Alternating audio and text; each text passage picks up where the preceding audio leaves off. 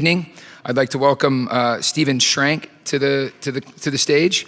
He's going to be inducted by Andy Bax, teammate of 2009. And please come on up to the stage.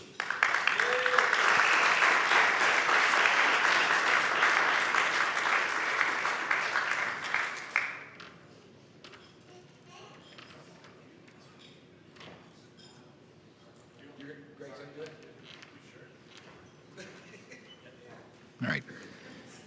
Coach Greg Earhart is going to put Stephen into the Hall of Fame this evening. So let's give it up for Coach Greg Earhart.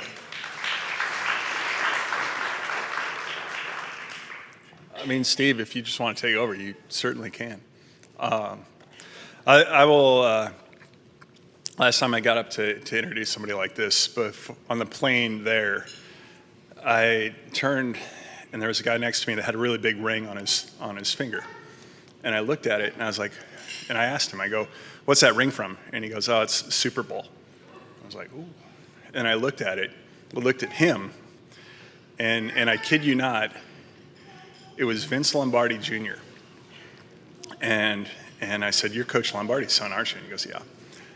And so we got talking. I said, what do you do? And he goes, well, I give motivational speeches now. And I said, oh, okay, interesting. And I said, well, I'm actually on my way and I have to give a talk. I have to introduce somebody. And I go, do you have any advice for me? And he said, yeah. He goes, two things. Never name drop and keep it short. So that's what I'm going to do here today. And the bonus is that I forgot my glasses, so I can't even read what I wrote ahead of time. But I'm honored that Steve invited me here to introduce him tonight. It should have been some time ago that we had this opportunity. Steve did everything you can possibly do as a student athlete here, except win an NCAA title. He finished third. But when he graduated, he was the fourth all-time fastest 200 breaststroker in the history of NCAA Division III swimming. He was never named CCIW Swimmer of the Year, and I take blame for that because we always had him focused on nationals instead of conference, or he would swim in other events to help us as a team to win a championship. He was that good that we could put him in different events. But his impact was a lot deeper than the points that he scored and the allocates that you can read about. And I've been to enough of these things to know that nobody will remember them anyway. But I think the thing to remember about Steve is his freshman year, we went to nationals at NCAAs, and he finished 17th, one place away from scoring at the national championships, which scoring at nationals as a freshman is a pretty amazing thing to do.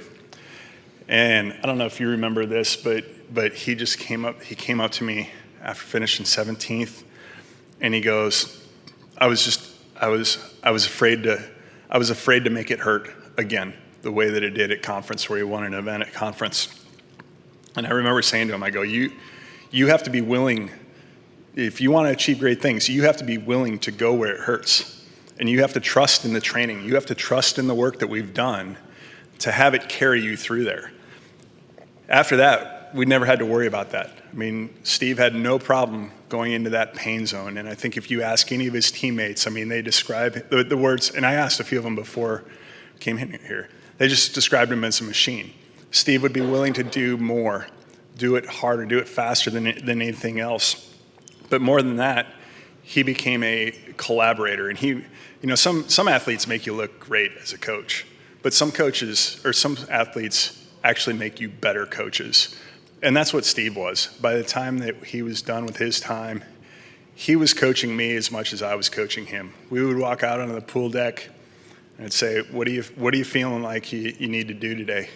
And it would be a much more collaborative process. And he began to take ownership of that. And I think that gives you an example of the transformative effect that athletics can have in somebody's life. And I'd like to think, as much as he's impacted me, it's also helped make him into, a great father, a great husband, a great son, and a great brother about 8 times over for his entire family. So, Steve, thanks for allowing me to get up here and embarrass you here for a couple minutes.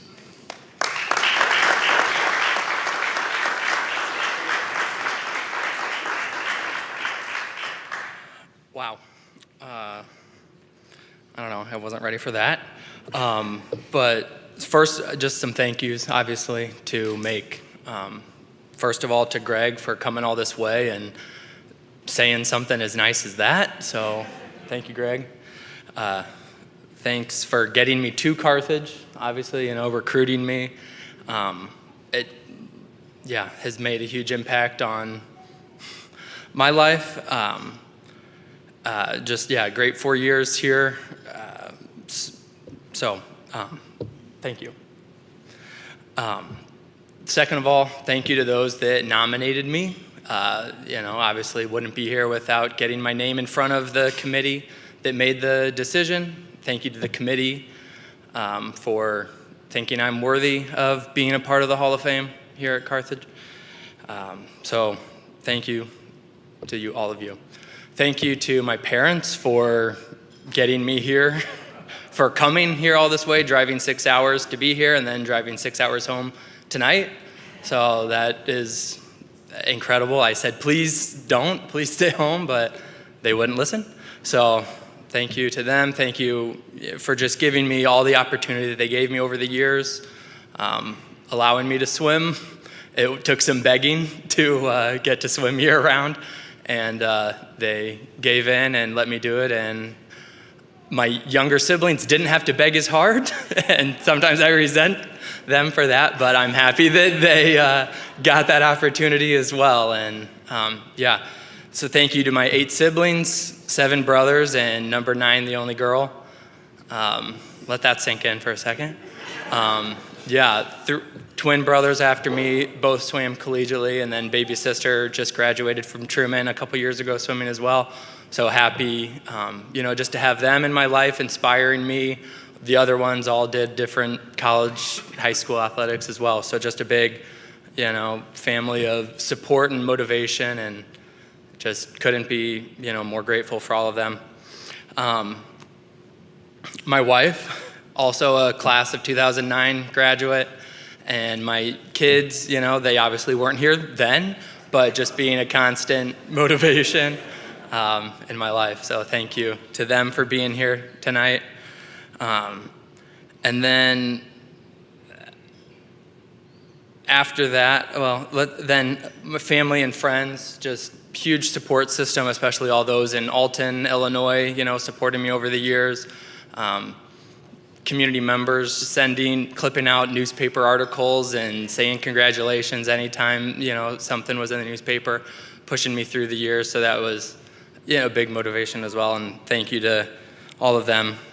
And last but not least, got to thank my teammates over the years. It's kind of, crazy to think of coming in as a freshman and my class of 2009, got to thank them for not only the ones that, made it through, the 5 of us, Andy, Chris, Bryce, and Brian, making it 4 years together swimming.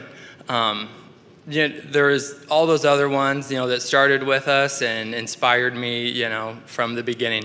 So thank you to them. Thank you to the class of 2006, the seniors my freshman year. That was an awesome group to be the seniors my freshman year and show me what being on a team was like.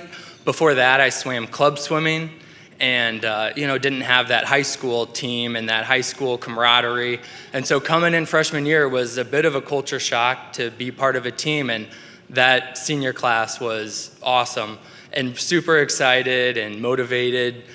They were Greg's second recruiting class, they were, one of Greg's early recruiting classes, and, they just, had this drive to do their best and, see what they could do with Carthage swimming. And so being around them and having them as mentors freshman year was awesome. And then the class of 2012, so the freshman my senior year, included in that was my brother Doug. And so getting to swim one last year with him was awesome, motivating for sure. Junior year, I had lost a little bit of that drive, I think, in the pool, and having him come senior year was just icing on the cake and pushed me through that last year. And so then there's those other classes in between there, class of 2007 and 2008, that were, upperclassmen from me. just, kind of paving the way and showing me what being on a team was like. And then class of 2010 and 11, kind of the crazy classes, I think, of our group. Just so thankful to be around them and push me through swimming. And yeah, so thank you, everyone here tonight. Thank you to the committee for getting me here.